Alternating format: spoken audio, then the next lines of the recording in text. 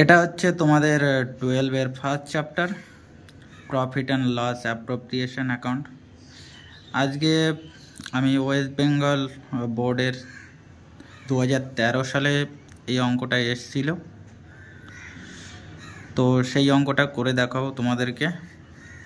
দেখো কি লিখেছে, mister P Q and mister R partners in a firm sharing profit in the ratio 2:2:1. On 1/4/2015, the balance of capital accounts of partners Mr. P 40,000, Mr. Q 50,000 and Mr. R 30,000.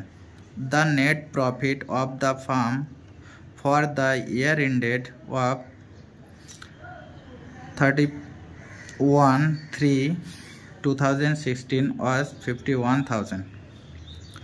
You are required to prepare the profit and loss appropriation account for the year ended 31/3/2016 by taking into consideration the following information.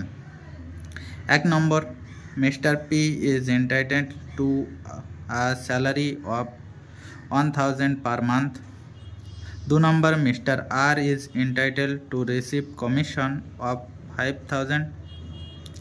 3 number, interest on opening capital is to be allowed 5%. তো এই অঙ্কটা দেখো 2013 সালে এসেছিল, এখানে দেখতেই পাচ্ছ। তো এই অঙ্কটা আমি তোমাদেরকে করে দেখাবো এক্ষুনি।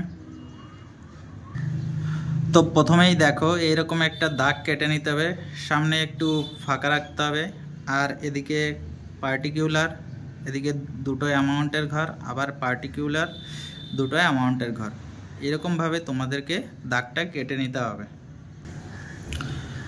এরপর দাগটা কাটার পর তোমাদেরকে যেটা লিখতে হবে, দেখো উপরে ইন দ্য বুকস অফ, তো তিনজন আছে যাদের নাম ছিল পি কিউ আর, তাদের নাম লিখতে হবে। এরপর নিচে লিখতে হবে profit and loss appropriation account, তারপর লিখতে হবে ফর দ্য ইয়ার এন্ডেড। এখানে তোমরা যে সালে পরীক্ষাটা দেবে সেই সালটার নাম লিখতে হবে। যেহেতু এটা 2024 সাল চলছে, তাই তোমরা এখানে 2013 জায়গায় তোমরা লিখবে 2024 সাল, ঠিক আছে। এরপর যেটা খুবই গুরুত্বপূর্ণ সেটা হচ্ছে তোমাদের ডেবিট আর ক্রেডিট, এটা সব সময়ের জন্য মনে রেখে দিতে হবে তোমাদেরকে।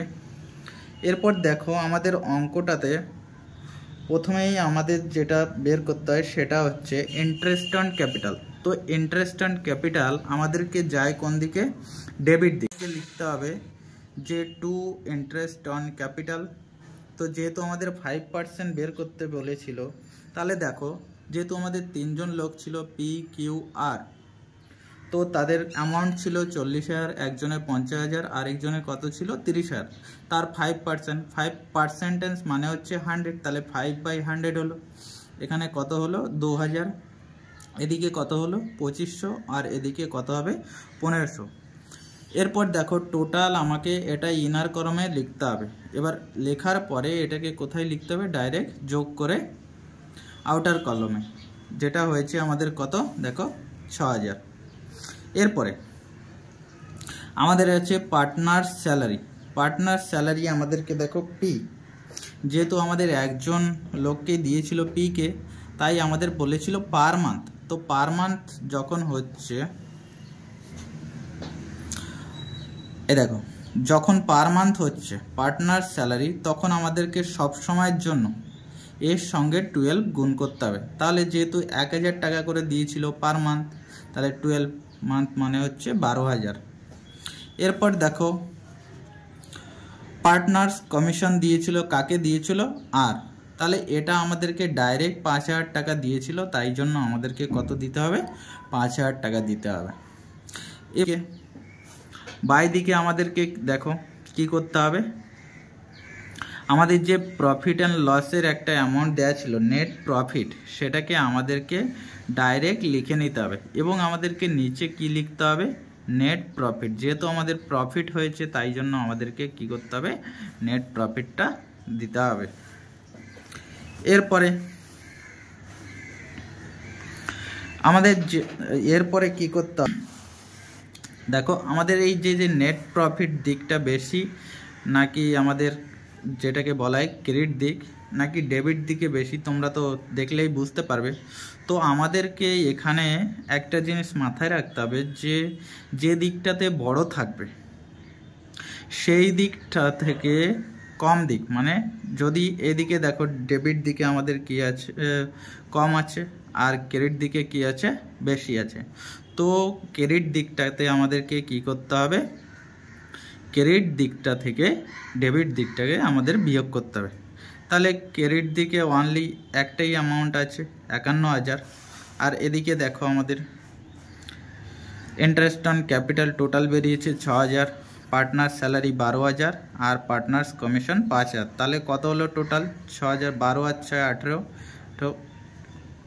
আর 5 হচ্ছে 23,000। তাহলে আমাদের 51,000 থেকে 23,000 আমাদেরকে লেস করতে হবে।